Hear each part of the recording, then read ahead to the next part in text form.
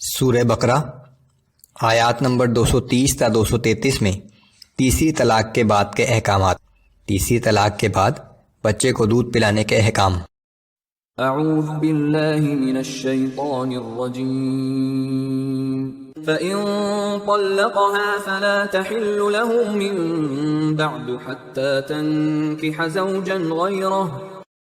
پھر اگر دو طلاقوں کے بعد شوہر تیسری مرتبہ بھی طلاق دے دے تو اس کے بعد وہ عورت اس کے لیے حلال نہ ہوگی جب تک کہ وہ عورت کسی اور شخص کے ساتھ نکاح نہ کر لے۔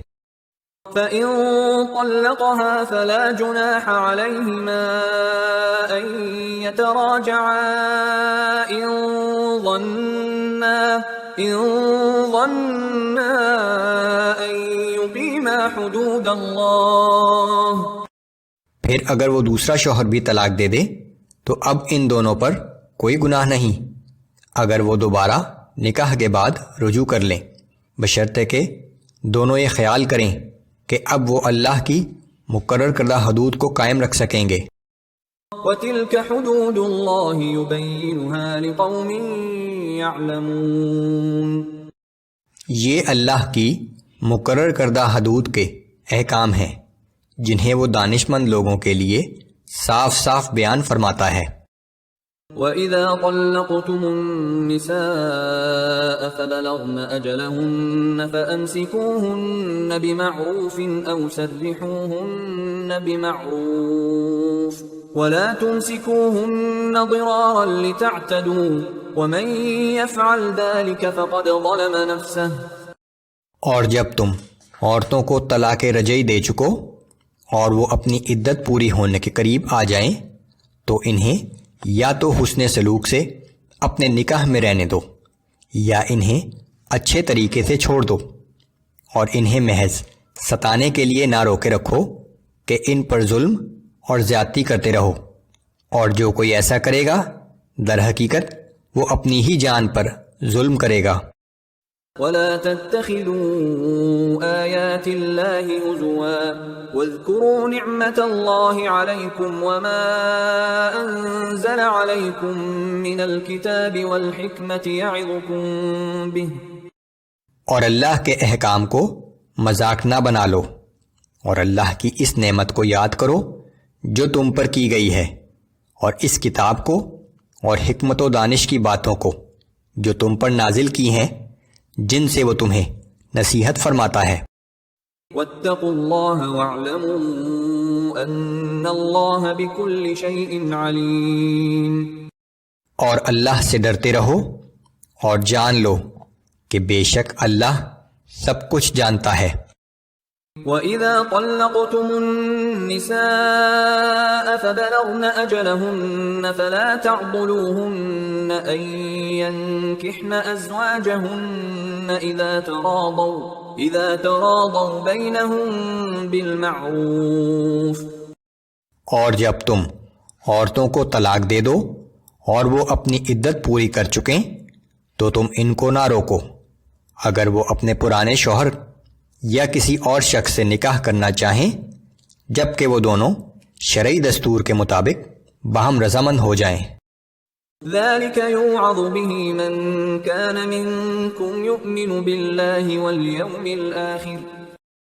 اس حکم کے ذریعے ہر اس شخص کو نصیحت کی جاتی ہے جو تم میں سے اللہ پر اور یوم قیامت پر ایمان رکھتا ہو۔ ذَلِكُمْ أَزْكَى لَكُمْ وَأَطْهَرُ وَاللَّهُ يَعْلَمُ وَأَنْتُمْ لَا تَعْلَمُونَ۔ اس حکم پر عمل کرنا تمہارے لیے بہت صفائی اور پاکیزگی کی بات ہے، اور جو کچھ اللہ جانتا ہے وہ تم نہیں جانتے۔ وَالْوَالِدَاتُ يُرْضِعْنَ أَوْلَادَهُنَّ حَوْلَيْنِ كَامِلَيْنِ لِمَنْ أَرَادَ أَن يُتِمَّ الرَّضَاعَةَ۔ اور مائیں اپنے بچوں کو پورے 2 برس تک دودھ پلائیں، یہ حکم اس شخص کے لیے ہے جو پوری مدت تک دودھ پلوانا چاہے۔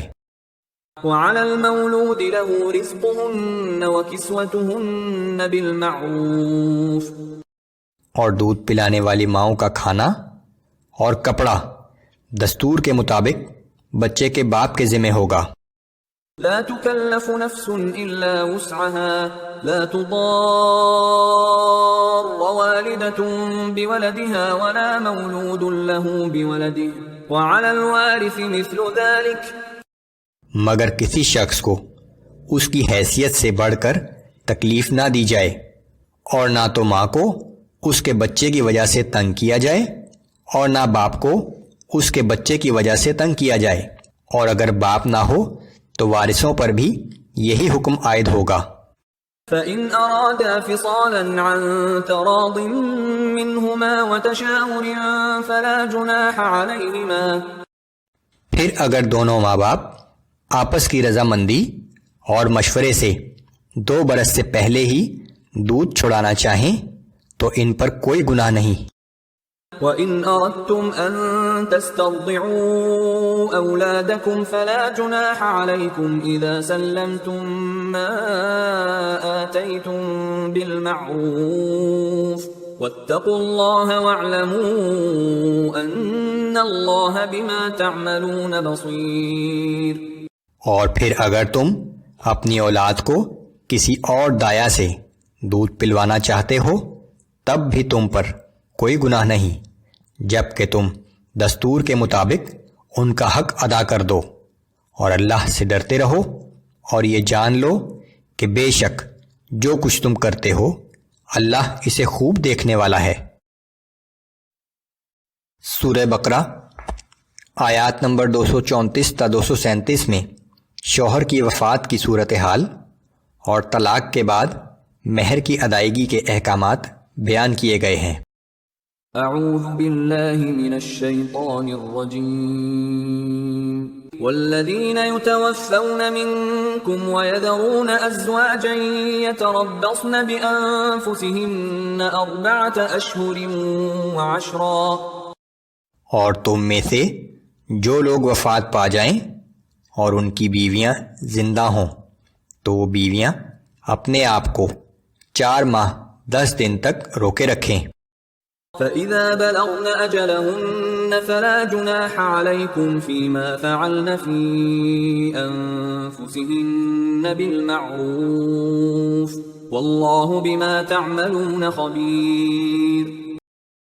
جب وہ اپنی عدت کی مدت پوری کر لیں تو پھر شرعی دستور کے مطابق جو کچھ وہ اپنے متعلق فیصلہ کرنا چاہیں تم پر اس معاملے میں کوئی ذمہ داری نہیں، اور اللہ تمہارے تمام اعمال سے پوری طرح باخبر ہے۔ ولا جناح عليكم فيما عرضتم به من خطبة النساء أو أكننتم في أنفسكم۔ اور اس بات میں تم پر کوئی گناہ نہیں کہ زمانہ عدت میں بھی ان عورتوں کو اشارتاً نکاح کا پیغام دے دو یا اپنے دلوں میں نکاح کی خواہش پوشیدہ رکھو۔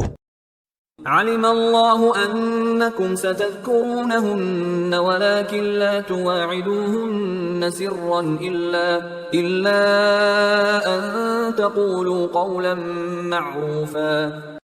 اللہ جانتا ہے کہ تم جلد ہی ان سے نکاح کا ذکر کرو گے، مگر عدت کے دوران ان سے خفیہ طور پر قول و قرار یا وعدہ نہ کرنا، سوائے اس کے کہ تم شرعی دستور کے مطابق اشارتاً کوئی بات کہہ دو۔ ولا تعزموا عقدة النكاح حتى يبلغ الكتاب أجله واعلموا أن الله يعلم ما في أنفسكم فاحذروه واعلموا أن الله غفور حليم۔